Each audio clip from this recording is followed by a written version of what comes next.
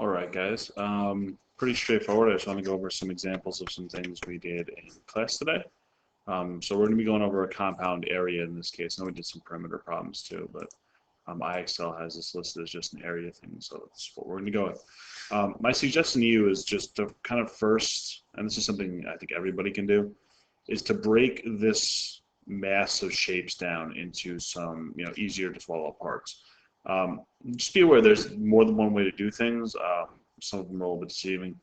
This one, I say the easiest way is probably to go ahead and force it right. It's like a crayon.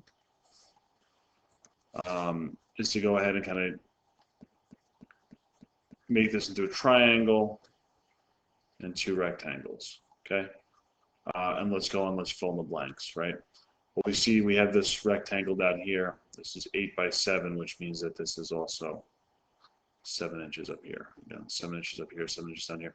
Careful though, this is not 7 inches up here, because if you notice, this is 5, right? So that's 9, that's fine. But over here, 7 and 4 makes 11, so this is only actually going to be 6 inches over here, okay? So what I like to do, again, I like to give them some different names, or maybe I'll call this A, or 1, 2, and 3. You can call them A, B, and C. You can call them X, Y, and Z if you want. You can give them names. But if you want, maybe let's use letters. So let's A, B, and C. And so what do I need? I need the area of A, I need the area of B, and I need the area of C. And what are we going to do? We're going to add all those things together. Well, A is a triangle, okay, and for the area of a triangle is 1/2 the base times the height. So here my base is 6, and my height is 3. So the area is going to be 1/2 of 6 times 3. And remember, you can do these in what order you want. It's multiplication, so 1/2 times 6 is going to be 3, and 3 times 3 will be 9. Since we're measuring in inches, that's 9 inches squared. Okay. The area of B. Well, again, how long is this? We got 4, right? I'm sorry. First of all, it's area of a rectangle, which is just length times width, or base times height, whatever you want to call it. Same thing. Okay. I'll stick with base and height because that's kind of what we got right. Okay. So the base here, it doesn't matter which way. So I got 9, 7, and 4. Well, that's going to be 20, I believe. Yes, 9 and 7 is 16. 16 and 4 is 20. So we've got 20 times what's my height? 4. And 20 times 4 is going to be 80 inches squared. All right. And the last one is this one down here. It's just 7 times 8, right? Pretty straightforward. And 7 times 8 is going to be 56 inches squared. Okay. Now what you need to do, you need to add all those three things up. I'm going to say it's 9 inches squared plus 80 inches squared plus 56 inches squared, which will be, what is this, 90 and 56, 9,145 inches squared. Double check that, I believe that's right. 136, yeah, 145 inches squared. Okay. Remember, this squared comes from the fact that you're multiplying. This was actually 6 inches times 3 inches, right? So inches times inches makes inches squared. This is 20 inches times 4 inches, okay? Gives me the inches squared. So you can throw those units in there if you want. I'll put them in the next one so you guys can see, okay? So this one, again, there's more than one ways you can kind of divvy this one up.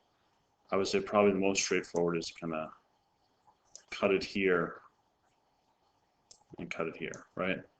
And again, I know when we were talking in class, I was labeling them as the area of a triangle and area of a rectangle. But when you have two rectangles, you don't want to get those mixed up. So what am I going to call this? Let's call this, we'll call it X, Y, and Z this time.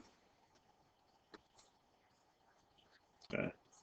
So we give them 3 different names. So I need the area of X, which is a triangle, the area of Y, which is a rectangle, and the area of Z, which is a rectangle.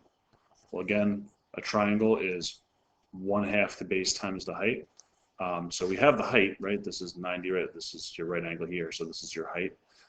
Your base, well, I do know that this side is 11. I know that I've got 4 here and 3 here. So 4 and 3 is 7, and 4 more meters would make 11. Okay, so what do I got? I have 1/2 of 4 meters times 9 meters. Well, 1/2 of 4 is going to be 2, and 2 meters times 9 meters, again, 18, and since we're multiplying two things in meters, you're going to get meters squared. Y is a rectangle, so we're just going 11 times 2, so no big deal there.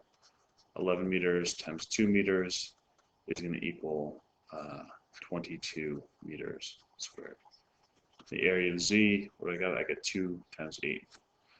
So 2 meters times 8 meters is going to be 16 meters squared. If you do it like this, you can actually just kind of stack them and add them up this way. 18 and 22 is going to be 40, 40 and 16 is going to be 56. Okay, so again, you're adding these 3 numbers here, but if you like to, again, what are we doing? We're saying what's the area of X plus the area of Y plus the area of Z, right? And so what do we get? 18 meters squared plus 22 meters squared plus 16 meters squared, which is going to be, what did we say, 56 meters squared. All right, a little more obviously a little more complicated here, but again, nothing we can't handle. So I got the area. I'm gonna cut it here, here, and I think we should do here, right? So again, if you're wondering about this side here, right, it's got to be 6, right? First of all, because this is 14 and this is 8, and 6 yards makes 14. But again, also it's a radius of a semicircle here, right? So again, we got that right here, right? So let's call them Q, R, S, and T. Now, area of Q, this should be pretty straightforward. The area of R shouldn't really be much of a problem. The area of S shouldn't be a problem. Now, the area of T, okay, let's talk about that. This is the area of 1/4 of a circle, right? This is 1/4 of a circle. So what are we going to do? Well, the area of a circle is equal to pi times the radius squared. All we're going to do here is we're going to say that the area of T, in this case, is just going to be 1/4 of that. So you can write it this way, 1/4 of that, or you could also say area of T is equal to pi times radius squared divided by 4. Okay, it's your call.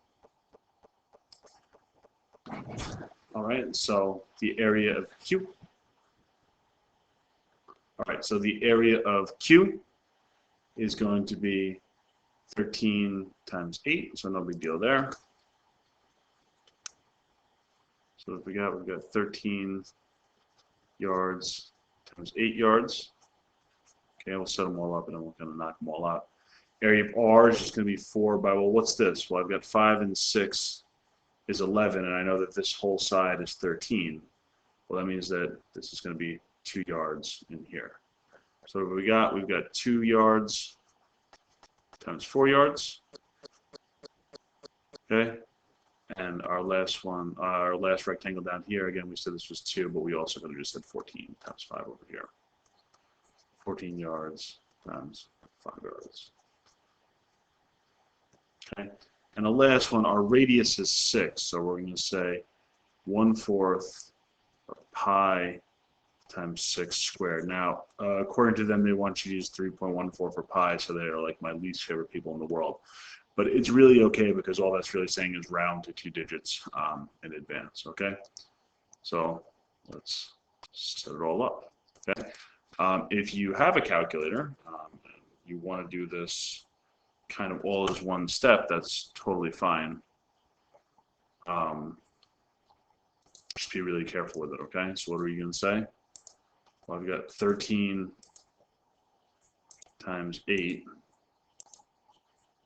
right, plus 4 times 2 plus 14 plus 14 times 5 plus 1/4, so we put 0.25.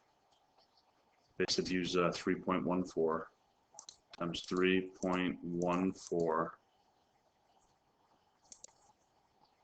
times 6 squared. Okay, you could just put 36 if you wanted to. Okay, and again, as long as you're really careful, you can do it all as one step. Okay, if you're not comfortable doing that, that's totally fine too. You can go ahead and you kind of fill these in. You say this is 8, this is 70. Okay, make sure you get your units right. Was it 30, 80, and 24 is 104 yards squared. Okay, and again, 36, 1/4 36 is 9, and 9 times pi, or 9 times 3.14. Okay, so if you're more comfortable doing it that way, please, 28.26.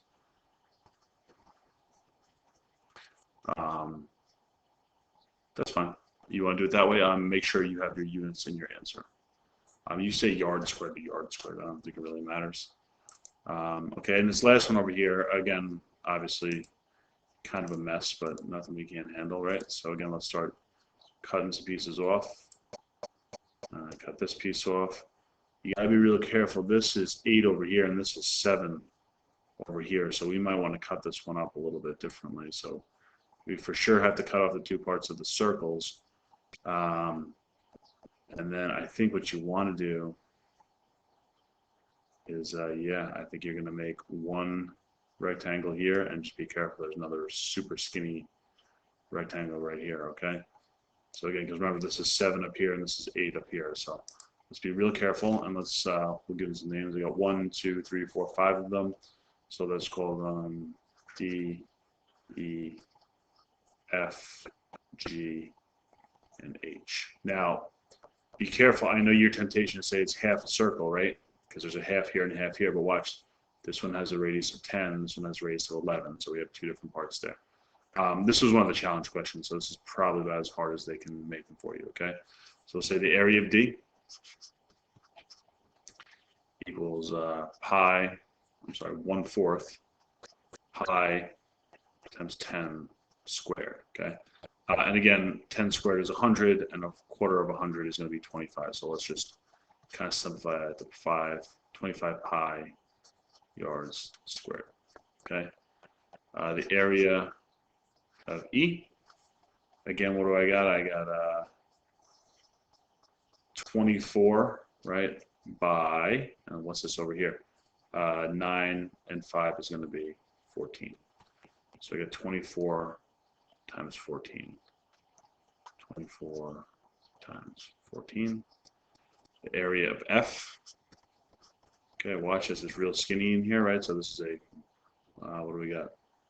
I've got 7, and 1 more makes 8, right? So this is 1, which makes this section here 7. So be careful. Okay, so that's 1 by, well, I've got 13 yards coming down here, right? I've got 6 more coming down here, so 13 and 6 is going to be 19. So that'll be 1 times 19, which is just 19 yards squared. Okay. The area G. What do I got? I've got 8 by 13. 8 by 13, which I believe is 104 from the last problem. Okay. And the area of H, again, is 1/4 of a circle. Pi times 11 squared. Okay, that one I can't quite do in my head. Okay, so let's 24 times 14. 24 times 14 is going to be 336.